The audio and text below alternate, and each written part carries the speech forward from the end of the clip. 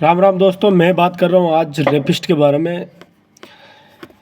अपने भारत में भी ऐसे ऐसे नियम होने चाहिए रेपिस्ट के खिलाफ। जो मर्डर कर रहा है उनके खिलाफ इतने सख्त कानून होना ज़रूरी है कि अगर कोई रेप कर दिया तो उसको ऑन द स्पॉट सरकार को सज़ा सुना देनी चाहिए, या चाहे फांसी की दो या फिर इनकाउंटर करो, ऐसा कुछ होना चाहिए।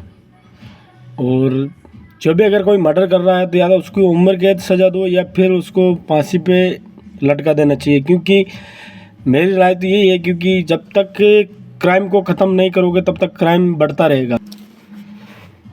हम मानते हैं हमारे लोकप्रिय नेता प्रधानमंत्री जी बहुत भले इंसान है और इन्होंने देश को बहुत कई ऊंचाइयों तक पहुंचाया है, लेकिन इन्होंने इनके साथ में एक नियम भी निकाला था कि जो भी अगर नेता गलती में है उस पर केस हो गया तो 31 दिन तक उसकी जमानत, लास्ट 31 तारीख तक की जमानत हो जाए, ठीक नहीं तो उसको पद से हटा दिया जाएगा।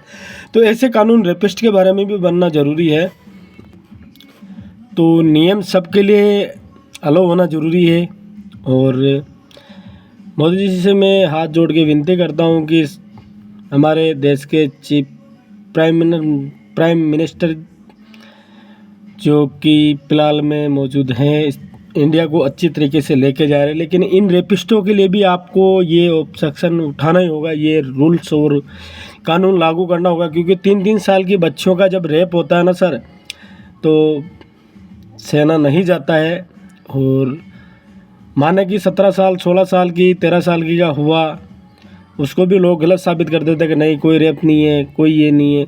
तो मैं आपसे ये विनती करता हूँ, अगर 3 साल के बच्चे में क्या रखा यार, वो तो बेचारी दुनिया ही नहीं देखी, उससे पहले उस पर रेपिस्ट हाउस के जो भुक्खड़ रहते हैं ना, उनको तो डायरेक्ट ही सर गोली मार देनी चाहिए। यदि अगर मेरा ये वीडियो आप लोगों को अच्छा लग रहा है तो आप ज़रूर इसे शेयर करें। यदि अगर इसमें कहने में मेरे से कोई गलती हुई हो तो मैं क्षमा चाहता हूँ, लेकिन इन दरिंदगी वाले को तो सीधा एनकाउंटर ही ऑर्डर होना चाहिए। जैसे कि यूपी के अंदर अभी हमारे चीफ मिनिस्टर आदित्यनाथ जी योगी ने अभी लागू कर रखा है, तो वो बहुत अच्छा है क्योंकि वहाँ पे क्राइम नहीं हो रहा है। हमारे राजस्थान के अंदर तो आए दिन क्राइम हो रहे हैं, आए दिन। तो ये क्राइम को सर हमसे नहीं देखा जाता है। तो आप प्लीज़ रिक्वेस्ट है प्रधानमंत्री जी से, क्योंकि नेताजी आपकी पब्लिक है, आपका भरोसा है कि भाई हमारे देश को चलाने वाले हमारे माननीय प्रधानमंत्री जी इतने नेक इंसान है, तो उन पर भरोसा आप पे पब्लिक करती है, तो भरोसा जायज़ है। आपको भी कोई ना कोई ऑब्जेक्शन उठाना चाहिए इस पे।